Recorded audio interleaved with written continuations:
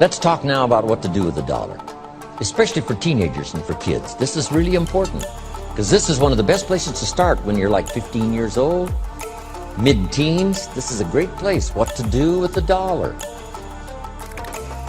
Now here's the tendency on attitude, because attitude determines so much of our lives.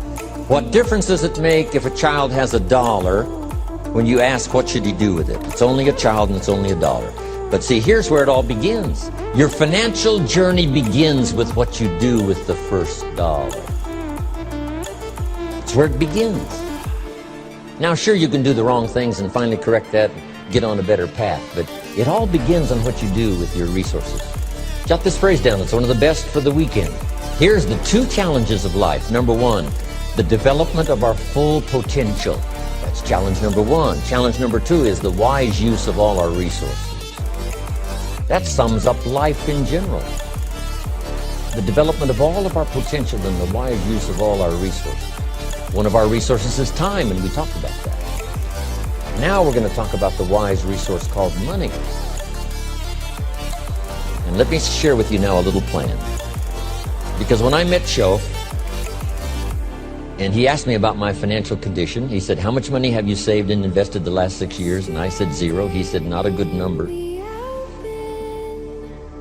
Here's what I told him. If I had more money, I'd have a better plan. Now jot this down, because here's what he said. If you had a better plan, you would have more money. Next key phrase, it's not the amount that counts, it's the plan that counts. So let's start with something now as seemingly as small as $1. What should you do with it? Here's what we teach, teenagers especially. You should never spend more than 70 cents. Never spend more than 70 cents of each dollar you earn, or each dollar that comes your way, by gift or by labor. Now you've got to have some plan what to do with your dollar.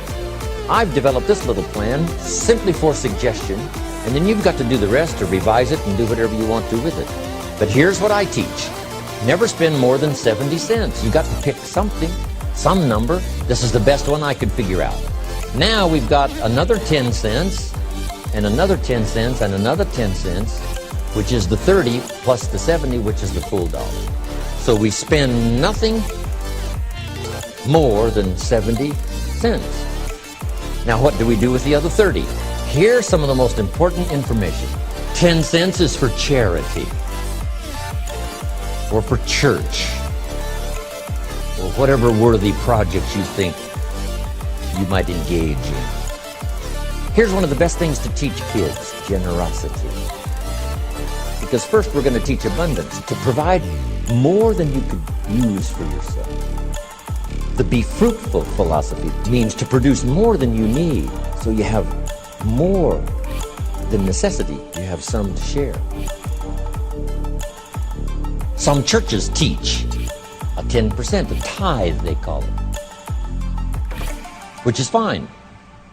The key is to either administer this 10 cents yourself or to give it to some institution, a church or whatever, and let them spread it around. Let them put it where it's needed.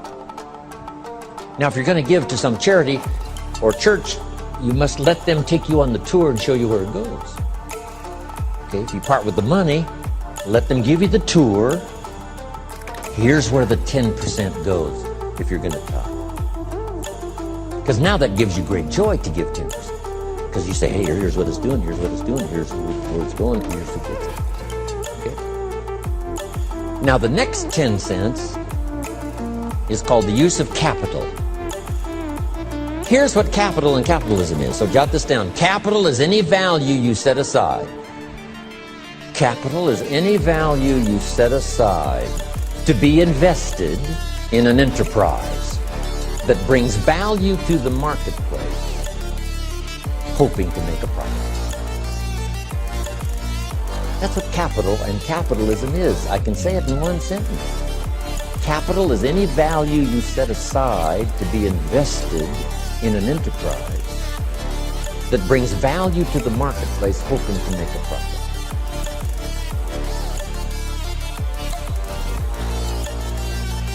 Now, the capital is the value you set aside. Taking capital and investing it in an enterprise and bringing the value to the marketplace we call capitalism. Capital and capitalism.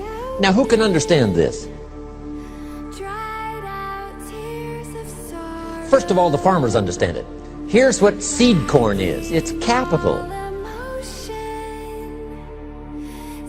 It's seed corn means the seed that you set aside to be planted in the ground, take care of in the summer, hoping to have a profit and a harvest in the fall.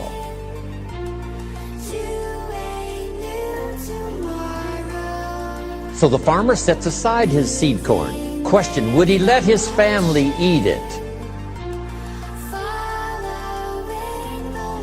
No, this seed is not to be eaten. It's to be invested in the ground, to take a risk, cared for in the summer, harvested and multiplied in the fall.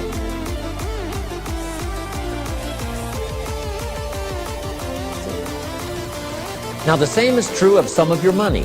If you set aside, and I suggest, part of your capital should be set aside for an enterprise to show a profit.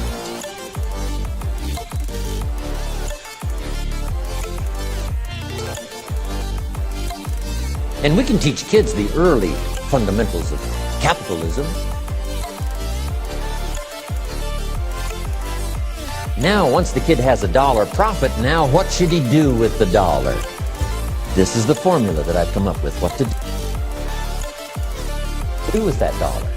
Don't spend more than 70 cents, 10 cents for church or charity, 10 cents to invest back into your business so that someday you can buy more than one bottle and get it a little cheaper so that when you sell it, you make a little more money. Now, here's the other 10 cents. It's 10 cents that you invest and let someone else use it. This is called active capital, where you actually engage in the enterprise that makes a profit. Now, another 10 cents is for passive capital, where you let someone use this 10 cents out of every dollar. You put it in a bank that pays interest. They use it, and they pay you for the use of this money. That's called passive capital. So we've got active capital and passive capital.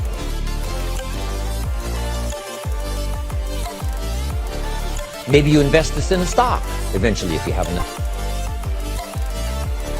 money, and the stock pays you dividends, and also there may be an increase in the value of the stock. So this is the little formula I come up with: 70, 10, 10, and 10.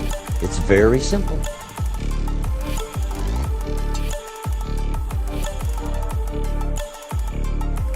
And kids can figure it out, kids can understand it. Enterprises that kids can be involved in starting early.